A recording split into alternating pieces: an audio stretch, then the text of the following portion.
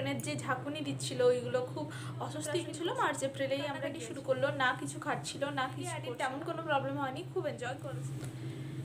Hey guys, this is Sukanya, welcome back to my channel Sukanya blogs and tips.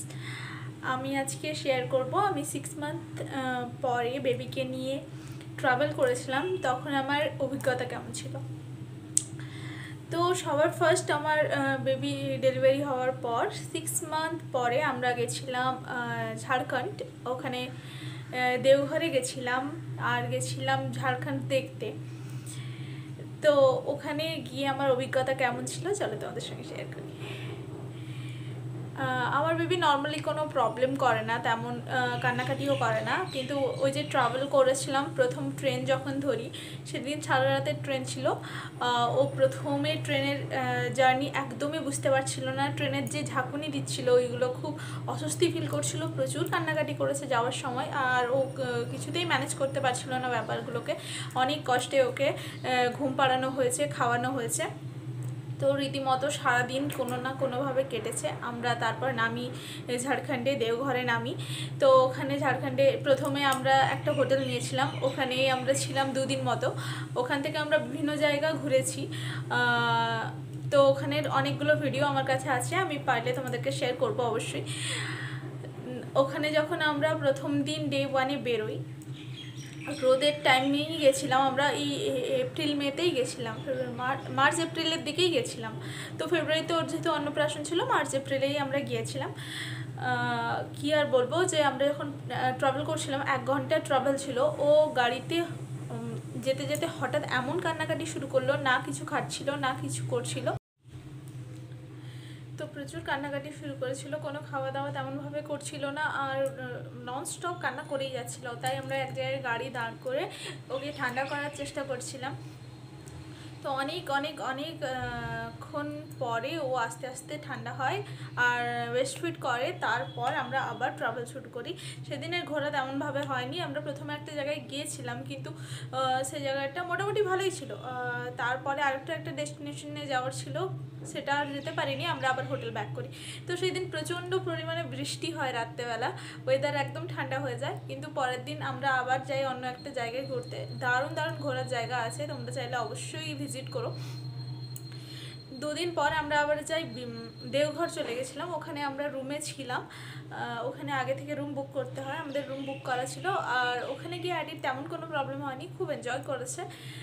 তো ছোট baby বলে তোমরা যে ট্রাভেল করবে না এমন কিছু নয়, কিছু প্রিকশন নিয়ে রাখলে অবশ্যই বেবিকে নিয়ে ট্রাভেল করা যায়। বেবির কমফোর্টেবল ড্রেস আর বেবি ফুড হিসেবে ব্রেস্ট মিল্ক তো থাকছেই সবার, তার সঙ্গে সঙ্গে স্যালাড রাখতে পারো, বেবিরা যা খাবে তার জন্য কিছু ভেজিটেবলসকে তোমরা ম্যাশ করতে পারবে, এরকম কিছু ভেজিটেবলস নিতে পারো। আমি সঙ্গে একটা কেটলি ইউজ করেছিলাম, যেখানে জল গরমের কোনো রকম অসুবিধা আমার হয়নি। আমি জল গরম করে সব জায়গায় ট্রাভেল করেছি। আমি বেবিকে ফর্মুলা দিয়েছি, তার সঙ্গে সঙ্গে স্যালাড খাইয়েছি, ও ওইগুলো খেয়েই ছিল। নর্মালি আমরা যে ভাত টাত খাচ্ছিলাম, আমরা যখন মন্দিরে ছিলাম তখন তো সব কিছুই ভেজ ছিল ওখানে, আর খাওয়া দাওয়া একদম ফ্রেশ। তো সেখান থেকে একটু আধটু ভাতও খেয়েছে। 6 মাসের বেবি কতটা আর খাবে, 1 দানা 2 দানা, ওরকম করেই জাস্ট যেটা করা উচিত সেটা আমরা করেছি। তো এই নিয়ে সব কিছু মিলে আমাদের ট্রাভেলটা খুব ভালো ছিল, আর অ্যাডিও মোটামুটি খুব এনজয় করেছে। প্রথম ট্রাভেল বেবিদের সবসময় দেওয়া উচিত, এতে তাদের অভিজ্ঞতা বাড়ে। যেটা আমি আবার বলবো যে ফার্স্ট টাইম যখন ট্রেনে ও যায় তখন যে প্রবলেমটা ওর সঙ্গে হয়েছিল, ফেরার সময় কিন্তু আমরা সেই প্রবলেমটা ফেস করিনি। ও ব্যাপারটাকে বুঝতে পেরেছিল, আর আসার সময় একদম শান্তভাবে ঘুমিয়ে চলে এসেছে। তো সেরকমভাবে কোনো সমস্যা হয়নি। এই ছিল আমাদের ট্রাভেলের অভিজ্ঞতা। তোমরা চাইলে অবশ্যই বেবিকে নিয়ে ট্রাভেল করো, সঙ্গে কিছু প্রিকশন, হ্যাঁ অবশ্যই কিছু মেডিসিন ক্যারি করতে হবে তোমাদেরকে। নেজাল ড্রপ রাখতে হবে, বেবিদের জ্বর আসলে তোমরা প্যারাসিটামল দিয়ে থাকো, প্যারাসিটামল, গ্রাইপ ওয়াটার।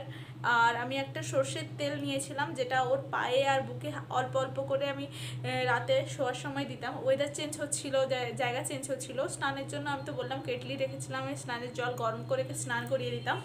তো এইভাবে আমি ট্রাভেল করেছি 4 দিনের জন্য।